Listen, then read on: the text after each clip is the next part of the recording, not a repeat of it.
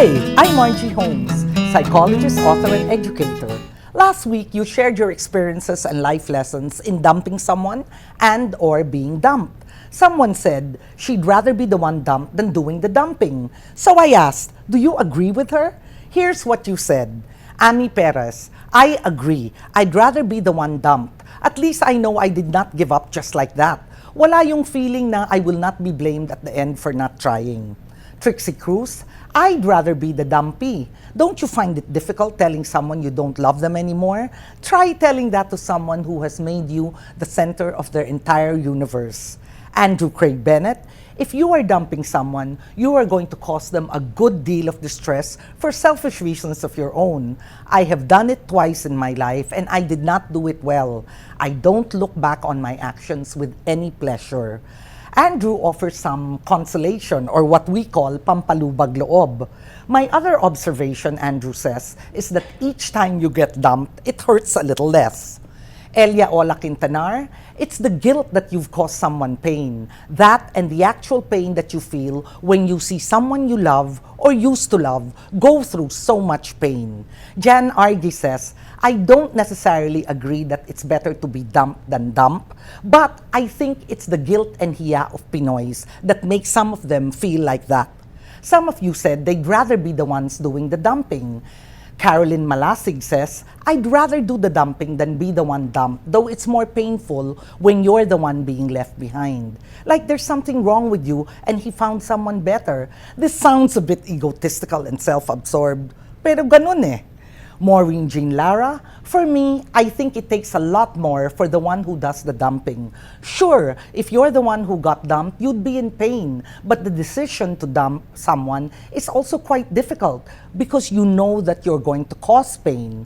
Maureen continues, let's say that you're in a relationship that's going nowhere. If I choose not to dump the other party just because I do not want to hurt the person, what does that make me? A martyr? A good person? No, not really. I'd rather dump the other if it means taking charge of my life rather than be goaded into staying just because I don't want to cause pain to another person. Edna Aquino says, being dumped is worse than dumping someone. It's about power, who has the upper hand, who calls the shots, etc. Losing my self-esteem best captured what I went through when I was dumped. It brought out the worst in me. Why do I say that? I don't think I would have cried if something bad happened to the guy who dumped me.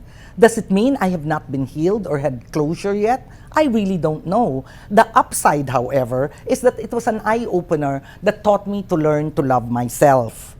Trixie Cruz says, the idea of being around someone who doesn't love you is, to say the least, far, far more painful. You get to see the person all the time and know deep down that there isn't any affection returned, or it is returned with such superficiality that there may as well be none at all. Now, if Trixie seems to be like she's contradicting herself from what she said earlier, that's because, well, she is. But then okay lang. In fact, okay na okay lang because aren't there so much confusion? Isn't there so much confusion for all of us? We approach the relationship, we avoid it and want to say goodbye, then we approach it again. It's hard to say goodbye to, and it's hard to hear a goodbye from someone we loved. And that's why we sometimes make a mess of it. Rom Kumagon offers a different view. I disagree that one should prefer being dumped over the one dumping. Being dumped implies that one has been the undesirable partner. However, I think neither should be preferred at all. Framing the relationship in terms of the dumper and the dumpy highlights power struggles. I would rather that couples reframe the question to, what do you prefer? The one to have loved or the one to have been loved more? Thank you, Ron. And in an ideal world, yes, we would speak only of loving, who loved more, and who was loved more, etc. But this is not an ideal world we live in, and in relationships where one needs to say goodbye and the other doesn't want him or her to do so, love sometimes flies out the window. Now let me share Duck's model of relationship disillusionment with you. Professor and relationship researcher Dr. Steve Duck says that contrary to popular belief, breaking up is not merely a single event, but a series of events which can in fact be divided into 4 stages. First, we have the interpsychic stage, which is when one person of the pair, reflects and asks himself, is this really where I want to go? Is this really where I want my relationship to be at? Usually, the person doesn't only reflect, but he also vents. But what is crucial here is he doesn't vent to people who knows his partner. He usually vents to people who do not know his partner. Will it say your masahista, your hairdresser, or your colleagues at work who have never ever met him? Sometimes venting is enough to keep the relationship stable. But if it is not enough to do that, what usually happens is then you have the dyadic stage, where the person who has vented and still is not satisfied talks it over with his partner. In the dyadic stage, therefore, the two partners know that something is not perfect or something is not right in the relationship. If the talks between them is constructive, then very good. A rapprochement is achieved and they try again. However, if one is determined to end the relationship, even if the other doesn't want to, the relationship ends. Then we have this third stage, even if the relationship ends, and that is called the social stage. And why is that? Because a couple is always embedded in a social network. So there are people who know you as a couple. The only exception, of course, if it is a secret relationship. And that is why secret relationships are terrible, because it is very difficult to live alone, to just be alone. It may seem romantic in the beginning, but secret relationships don't work because you need not only your partner, but you need other couples, a social environment where you are recognized and you recognize other people, where you are known, because it is so important for all of us to be known for who we are, to be known that this is my partner and we are a couple. However, when you break up, it is also important for people to know that you have broken up.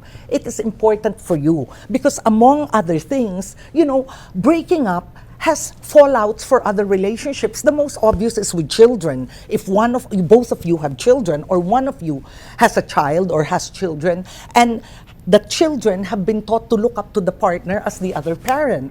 But the breakup, the fallout is not only with children, but with your partner's parents, for example, your in-laws, or with your partner's work colleagues whom you used to have a drink with every Saturday. These relationships also have fallouts when you break, and that is why sometimes you really need time to mourn your relationship. Not because you were hopelessly or helplessly in love, but because it was a relationship of value, and you honor this and you treat it the way you should when you take time to really say goodbye to it. Anyway, finally, we have the fourth stage, which is called grave dressing.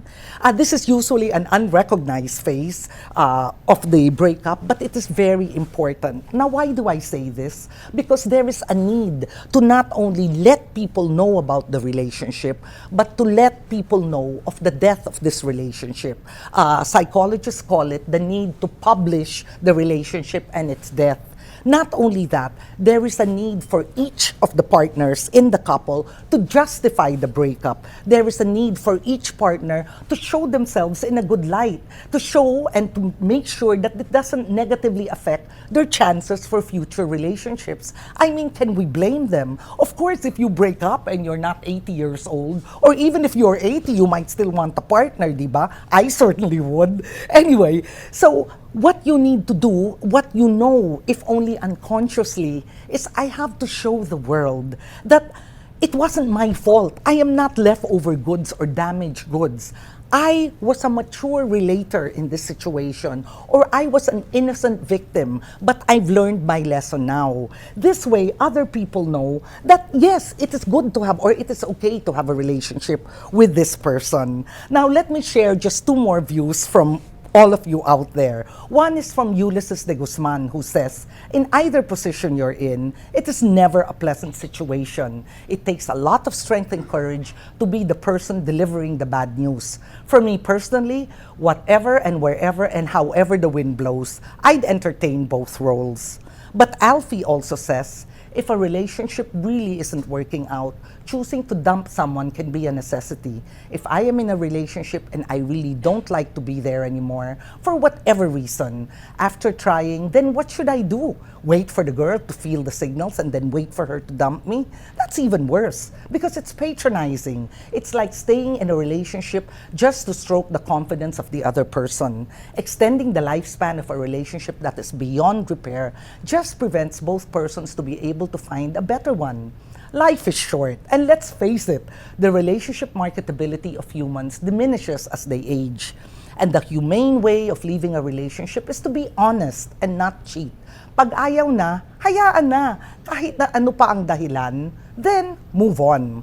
So before we wrap up, there are just two more things I'd like to share with you. First, please remember that no matter how much it hurts, actual dumping is better than a silent emotional dumping that your partner doesn't even know about. And secondly, I would like to share another theory of relationship.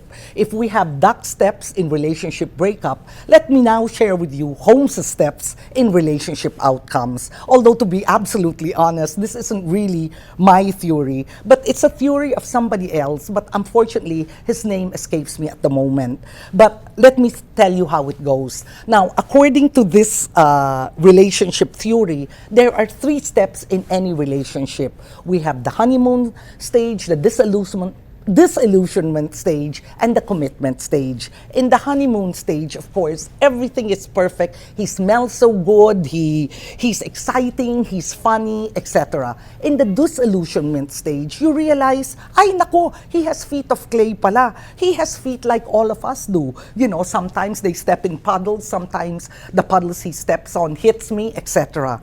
Then, when you reach a disillusionment stage, there is a fork in the road. You decide, should I end the relationship because it's not worth it? Should I dump the person, or should I not be upset if he dumps me? That is one road. The other road is commitment. Okay, so he's not perfect, but I love him. Okay, he's not perfect, but could I get someone better? Etc. We call this stage commitment. And this is where, once you have committed, you have gone through the honeymoon, you have seen through the disillusionment, and you still stay together. That is what makes a mature relationship.